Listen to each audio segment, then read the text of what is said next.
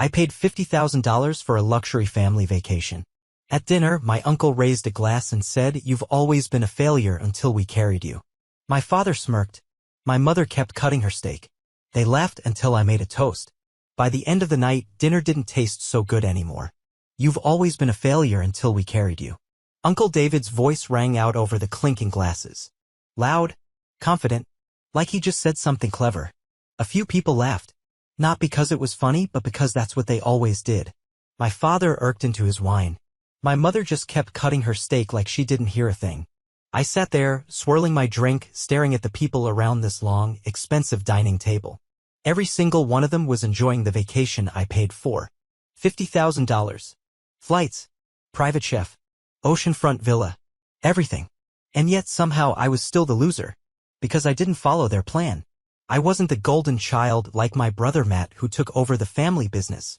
I wasn't the perfect daughter like Olivia who married a rich lawyer and threw charity galas for show. I was the black sheep. The one who dropped out of law school. The one who chose to work with septic tanks instead of sitting in an office. The one who started a dirty business instead of a respectable one.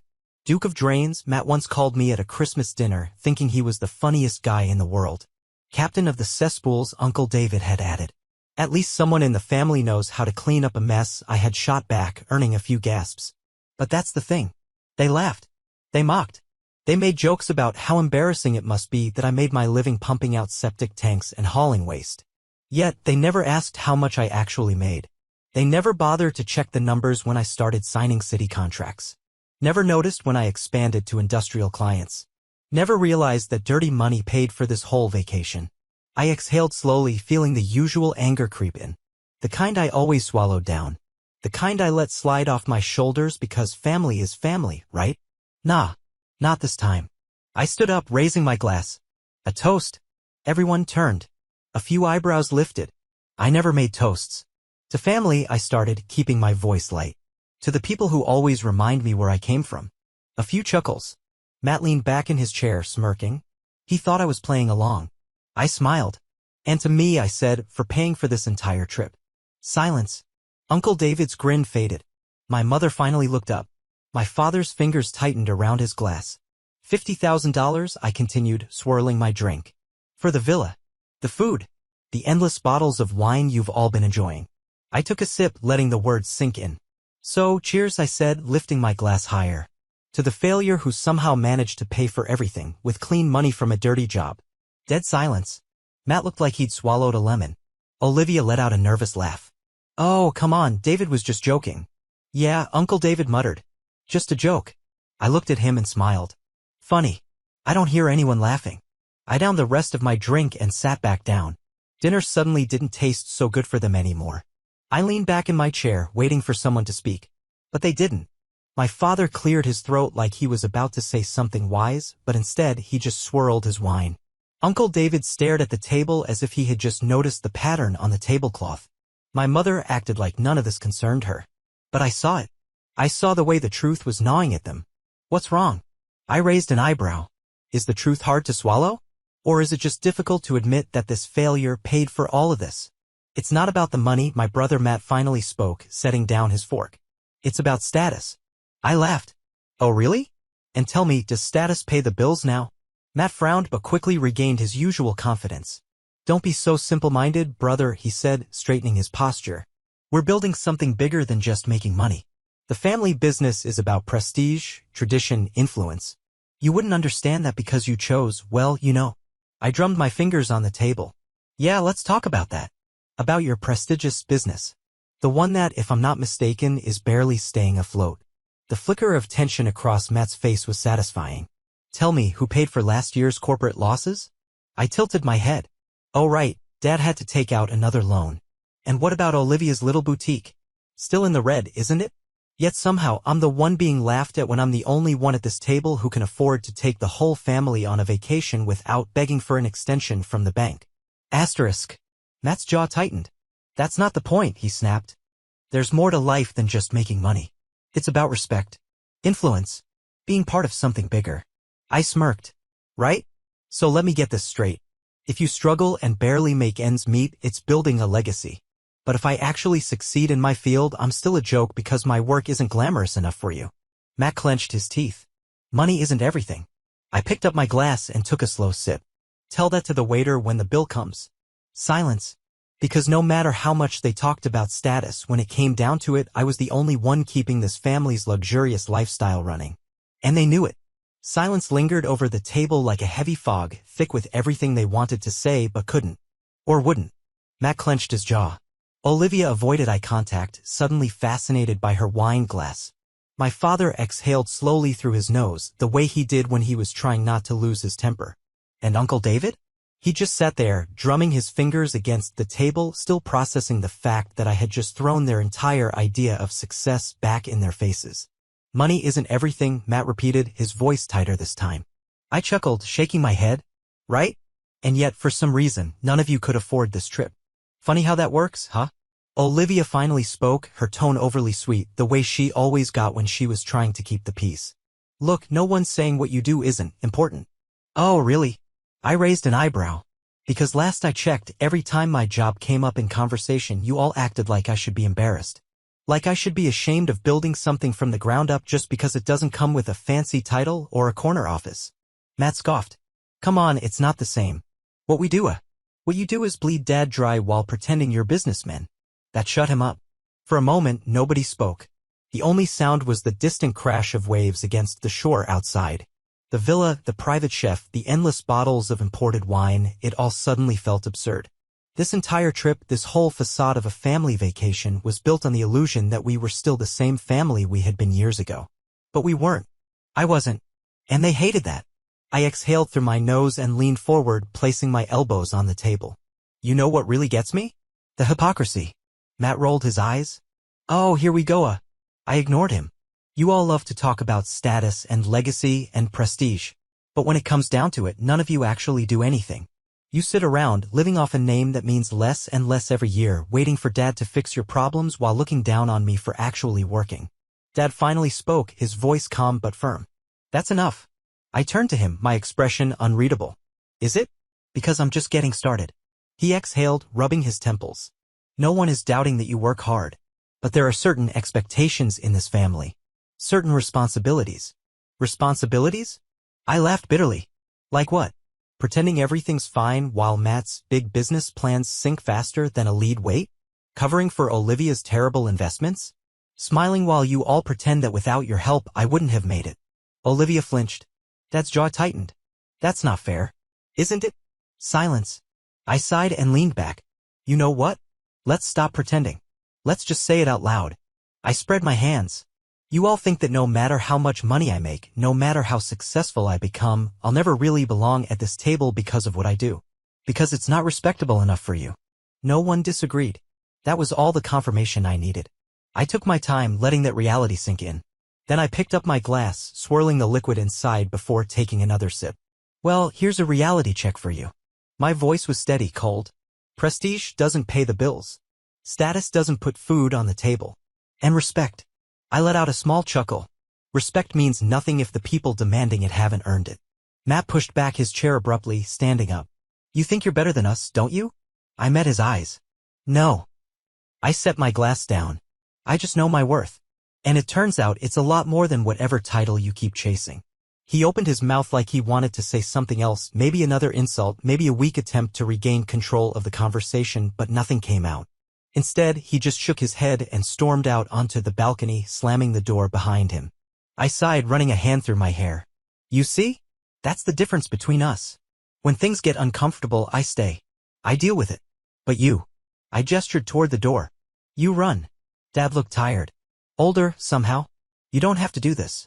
Do what? I gave a humorless smile. Speak the truth? His lips pressed into a thin line. You're still part of this family. I stared at him for a long moment. Then I shook my head.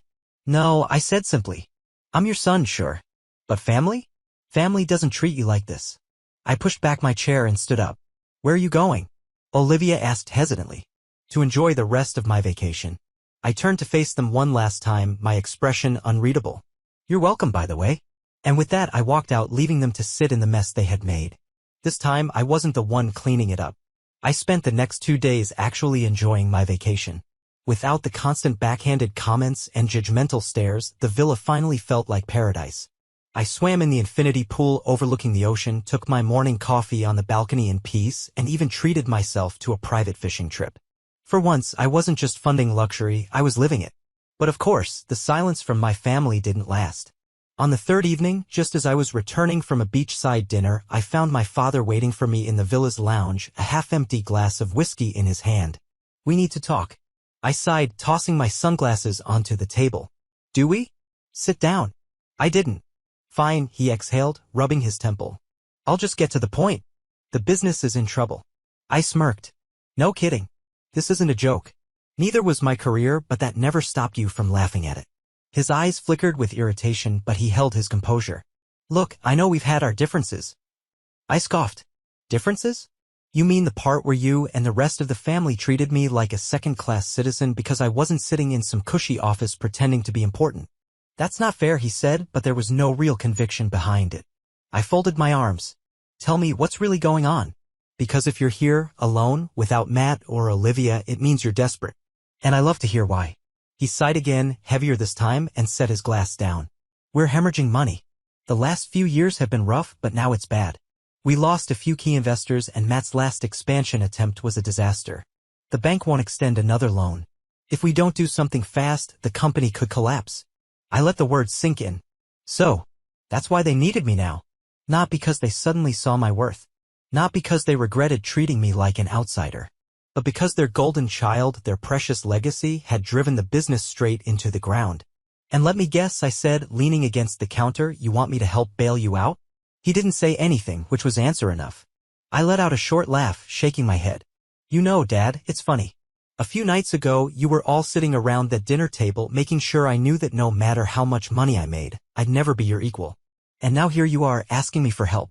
"It's not just about us," he said, frustration creeping into his voice. "There are employees who rely on us. Families who need their paychecks. This isn't just about pride."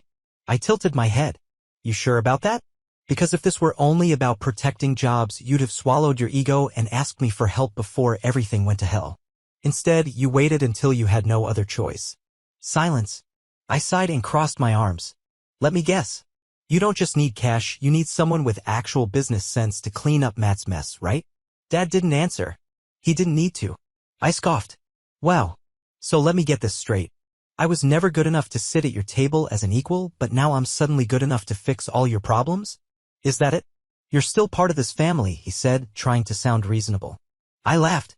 "That's rich. When did I become family again?" "The moment you needed my bank account." Dad's patience finally snapped.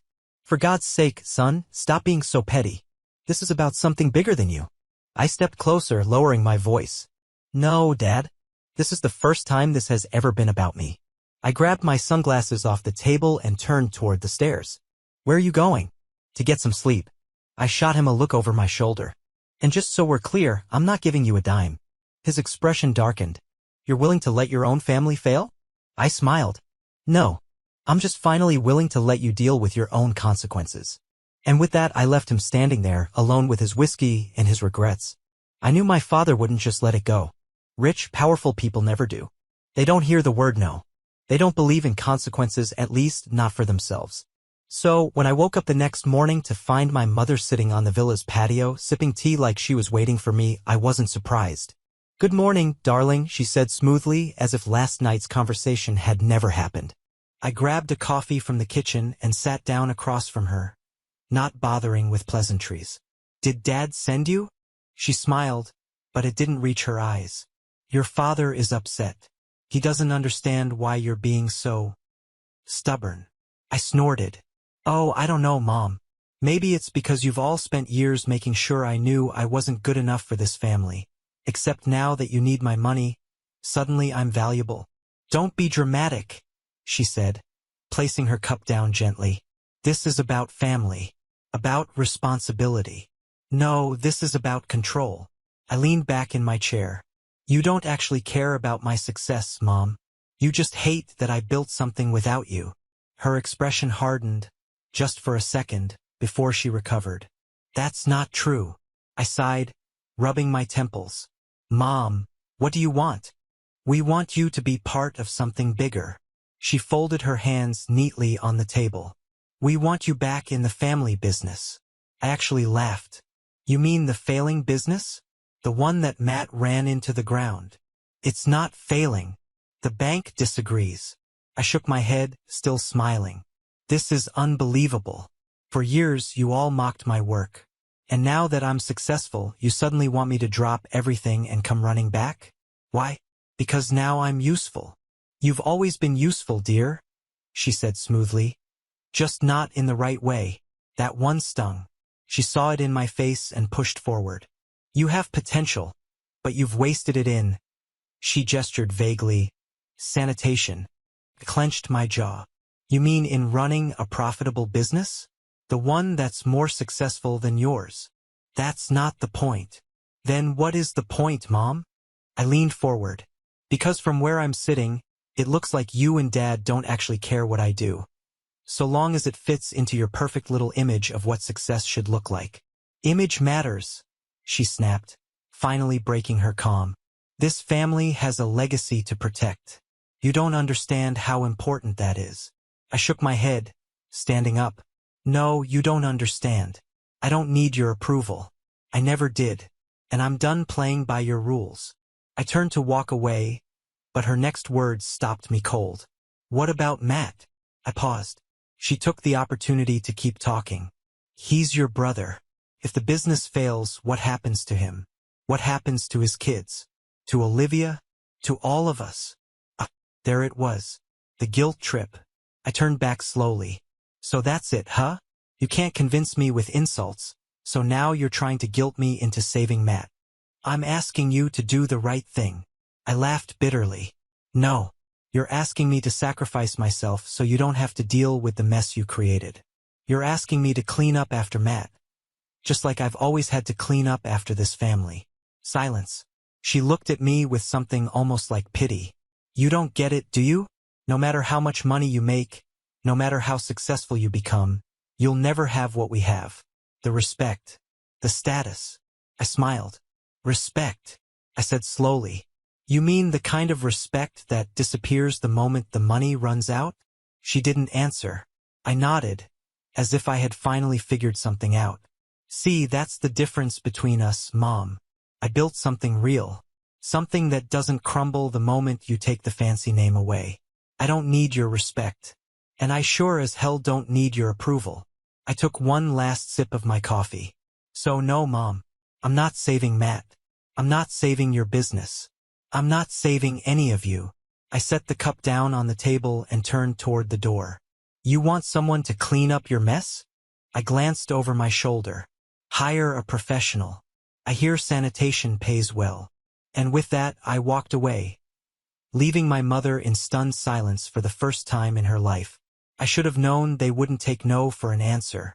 The first sign came a few days later, when I got a call from an old business associate. Someone I hadn't spoken to in years. Hey man, I just wanted to give you a heads up, he said cautiously. Your name's been coming up in some weird conversations.